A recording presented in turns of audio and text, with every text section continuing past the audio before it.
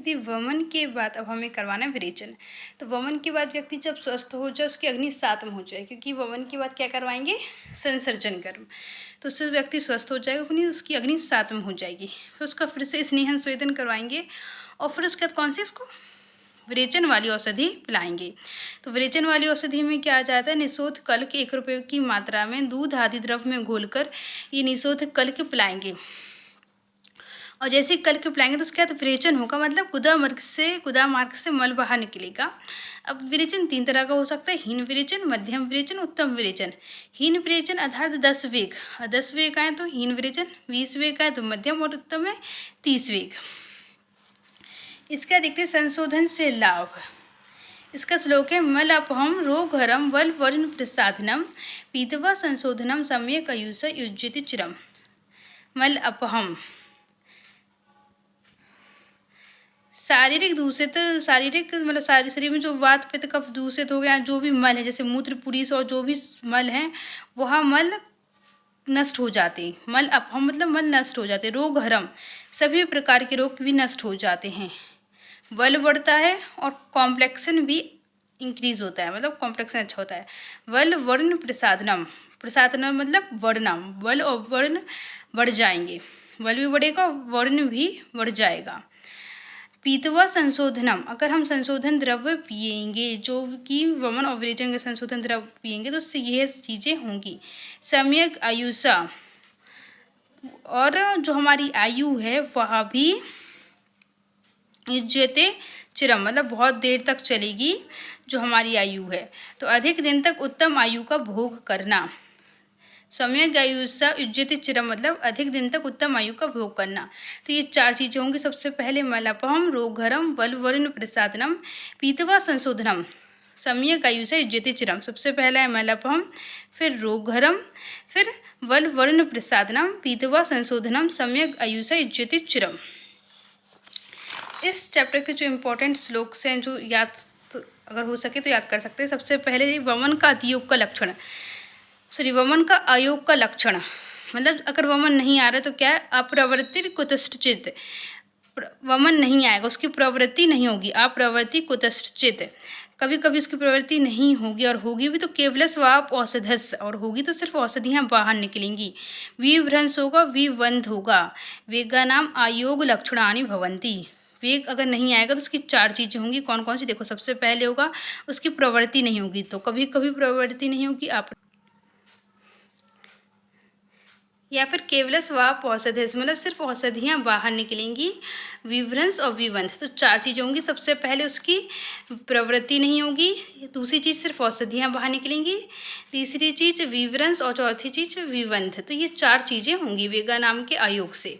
अब वेग का वमन का सम्यक योग लक्षण, काले प्रवृत्ति न अति महती, समय पर प्रवृत्ति होगी। उसमें क्या था, प्रवृत्ति नहीं होगी, इसमें क्या है, समय पर प्रवृत्ति होगी, मतलब समय पर वेग आएगा। ना अति महती व्यथा, ज़्यादा व्यथा नहीं होगी।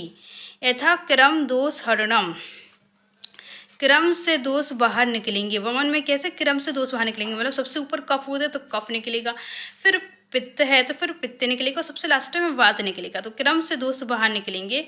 स्वयं च अवस्थानाम इति, मतलब और अपने आप वेग शांत हो जाएगा, क्योंकि वेग का बहुत ज़्यादा योग नहीं हो रहा है, एक सम्यक योग है ना, तो अपने आप वहाँ शांत हो जाएगा। तो सबसे पहले क्या होगा, समय पर वेग होगा, काली प्रवृत्ति, फिर बहुत ज़्यादा पीड़ा नहीं होगी वेग निकलते समय, तो ना अति महती व्यथा, फिर क्रम से दोष बाहर निकलेंगे तो यथा क्रम दोषहरणम, और फिर अपने आप वेग शांत हो जाएगा। तो स्वयं च अवस्थानाम इति, तो ये 4 चीज़ें हैं योग लक्षणानि भवन्ति।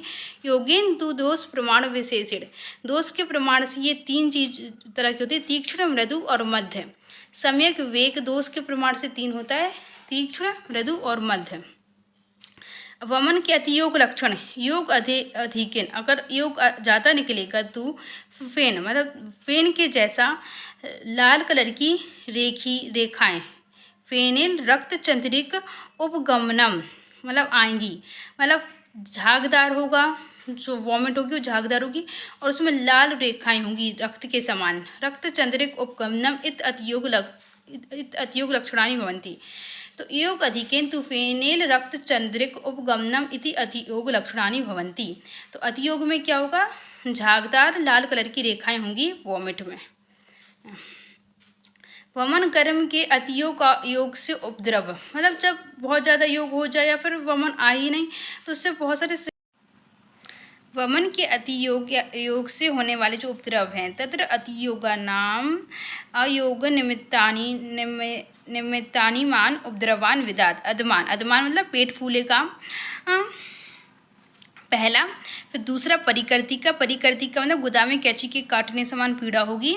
फिर परिस्त्रावो मतलब मुख से लाला स्त्राव होगा या मुख से लार का बाहर निकलना। हृदय उपसरणम मतलब हृदय में जकड़न होगी। अंग गिरहो सभी अंगों में जकड़न होगी। जीवदानम जीव रक्त का भी बाहर निकलेगा वमन में। विभ्रंश, विभ्रंश भी होगा। स्तंभ, स्तंभ मतलब वही जकड़न होगी, पूरे शरीर में जकड़न होगी। क्लमसृच, क्लम मतलब थकान, बिना परिश्रम के थकान, तो यह भी होगी। पेट फूलेगा, गुदा में कैंची के समान काटने जैसी पीड़ा होगी अर्थात परिकर्तिका। मुख से लाला स्राव होगा। हृदय में जकड़न होगी। हृदय उपसरणम मतलब हृदय में जकड़न होगी। अंग गिरह मतलब अंग में जकड़न होगी। जीवदान मतलब जीव रक्त का बाहर निकला। विभ्रंश होगा। स्तंभ अर्थात शरीर में जकड़न होगी। और क्लम मतलब बिना परिश्रम की थकान होगी। संशोधन से लाभ अभी देखा कौन कौन से। मलपहम रोगहरम वल वर्ण प्रसादनम पीतवा संशोधनम सम्यक आयुष युज्यति चिरम, मतलब सबसे पहले जो मल है वह नष्ट हो जाएगा। जितने भी शारीरिक मल है जैसे दूषित वात पित्त कफ और भी जो मल है, पुरी से स्वेद है, मूत्र है, यह सभी नष्ट हो जाएगा। रोग जितने भी रोग हैं वह नष्ट हो जाएंगे। बल बढ़ जाएगा, वर्ण बढ़ जाएगा। बल वर्ण प्रसादनम बीतवा संशोधनम और सम्यक आयुष युज्यति चिरम, जो आयु है वह भी लंबी हो जाएगी। और नेक्स्ट चैप्टर में भी संशोधन के लाभ दिए हुए हैं, वो कौन कौन से। एवं विशुद्ध कोष्ठस काय अग्निर अभिवर्धते, जो कोष्ठ है वह शुद्ध हो जाएगा। जो शरीर की काय की जो अग्नि है अर्थात शरीर की अग्नि वह बढ़ जाएगी। व्याध्यश्च उपशामयन्ति, जो भी जितनी भी व्याधियां हैं वह क्या हो जाएंगी, शांत हो जाएंगी। भाई मतलब जितने भी रोग हैं वह नष्ट हो जाएंगे या जितनी भी व्याधियां वह शांत हो जाएंगी। प्रकृतिश्च अनुवर्तते, जो भी प्रकृति है वह शुद्ध हो जाएगी, उसका अनुवर्तन हो जाएगा। इंद्रियाणि मनोबुद्धि वर्णश्च अस्य प्रसिद्धति, इंद्रियां मन बुद्धि वर्ण निर्मल हो जाएंगे। ठीक है, जितनी भी जो हमारी इंद्रियां हैं जैसे कि कर्म इंद्रियां होती हैं, ज्ञान इंद्रियां होती हैं, वह जो हमारा मन है, जो हमारी बुद्धि है, वर्ण अर्थात जो हमारा कॉम्प्लेक्सन है, ये सभी क्या हो जाएंगे, साफ हो जाएंगे, निर्मल हो जाएंगे। प्रसिद्धति मतलब निर्मल हो जाएंगे। बल, बल बढ़ जाएगा। ठीक है, तो ये यहाँ पर भी वही श्लोक है ना, बल बढ़ जाएगा। बल पुष्टि, बल की पुष्टि होगी मतलब बल बढ़ जाएगा। बल पुष्टि अपत्यम, संतान की प्राप्ति होगी, मतलब वही है संतान की प्राप्ति होगी क्योंकि जब व्रस्ता शक्ति बढ़ जाएगी। च अस्य जायते जराम कृच्छ्रेण लभते, जराम कृच्छ्रेण लभते मतलब बुढ़ापा देरी से आएगा। चिरम जीवित नामयान, लंबे समय तक आयु चलेगी। वही ये सम्यक आयु से ज्योति चिरम या फिर चिरम जीवित नामयः,